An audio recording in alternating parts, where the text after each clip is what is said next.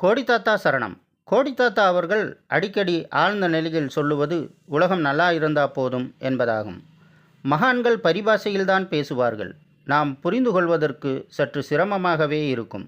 புரிந்து கொண்டால் அவர்களது தவ வலிமை நமக்கு புரியும். கோடி தாத்தா அவர்களின் பேச்சுக்களில் மற்றொன்று இந்த கரண்டை நிறுத்திடலாம் என்பதாகும். அர்த்தம் புரியவே நமக்கு பலகாலம் ஆனது.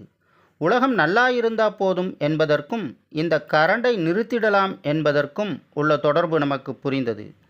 எரிசக்தி இல்லாமல் உலகின் இயக்கம் கிடையாது. நம் முன்னோர்கள் எரிசக்தி தேவைக்காக நிலக்கரி, பெட்ரோலியம் போன்ற பொருட்களை பயன்படுத்தினர். அதன் எஞ்சிய கழிவுப் பொருட்கள் பூமியை அசுத்தப்படுத்தியதுடன் வெப்பம் உண்டாக்கி உயிரினங்களின் வாழ்க்கைக்கு அச்சுறுத்தலாகவே மாறிவிட்டது.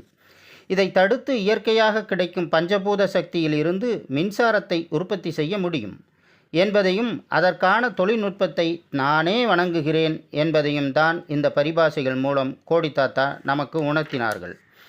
இதனை அடுத்து விழித்து கொண்ட உலகம் வருங்கால எரிசக்தி தேவைக்காக ஆராய்ந்ததில் ஹைட்ரஜன் அறியப்பட்டது.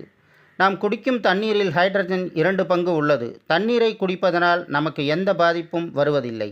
அதனால் தண்ணீரில் இருந்து ஹைட்ரஜனை பிரித்து எடுத்து எரிசக்தியாக பயன்படுத்த உலகம் தயாராகிவிட்டது. இந்த நிலையில் கோடி தாத்தா அவர்களின் பரிபாஷையில் கிடைத்த தொழில்நுட்பம் நமக்கு உதவியது. இது பல காப்பு உரிமைகள் பெற்று இயந்திர மின் உற்பத்தி நிலையத்திற்கான இயந்திர அன்னப்பறவை என்ற தொழில்நுட்பமாகும். இதன் மூலம் 24 மணி நேரமும் குறைந்த செலவில் அதிக அளவில் பசுமை மின்சாரத்தை உற்பத்தி செய்ய முடியும். உற்பத்தி செய்த மின்சாரத்தை பயன்படுத்தியது போக மீதத்தை சேமித்து வைக்க வேண்டும். அப்படி சேமித்து வைக்கும் போது அது ஹைட்ரஜன் வாயுவாக மாற்றியமைக்க வேண்டும். சரி, தொழில்நுட்ப ரீதியாக 1 கிலோ ஹைட்ரஜனை உற்பத்தி செய்ய 100 யூனிட் மின்சாரம் மற்றும் 10 லிட்டர் சுத்தமான தண்ணீர் தேவை என்கிறார்கள். இதன் செலவு அதிகமாகும் என்பதாலும் இதனால் பூமி அதிக மாசு அடையும் என்பதாலும் தான் கோடி தாத்தா அவர்களின் தொழில்நுட்பத்தின் மூலம் மட்டுமே குறைந்த விலையிலும் பூமி மாசு அடையாமலும் கிடைக்க வேண்டும். அது கோடி தாத்தா அவர்களின் தொழில்நுட்பத்தின் மூலம் மட்டுமே சாத்தியமாகும். ரீப் ஹைட்ரஜன் சொசைட்டி, கோடி பவர் அண்ட் கேஸ் கம்பெனி, சாய் கம்பெனி மற்றும் எனர்ஜெக்ஸ் கம்பெனி இணைந்து இதை சாத்தியமாக்குகிறது.